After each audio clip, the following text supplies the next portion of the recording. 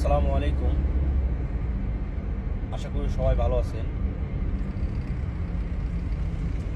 অনেকেই চিন্তিত, অনেকেই দেখতেছি বলতেছে যে আমরা তাওয়াসুলে অ্যাপ্লাই করেছি, জাওয়াজাত ফি ফিও দিয়েছি,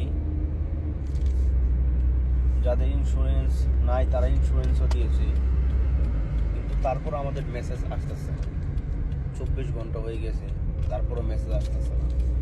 আসলে তাহসুলটা আপনার ওরা 24 থেকে 48 ঘন্টার মধ্যে রিপ্লাই করে, অনেককে 48 ঘন্টা পর রিপ্লাই করে, কিন্তু ওরা অবশ্যই রিপ্লাই করে।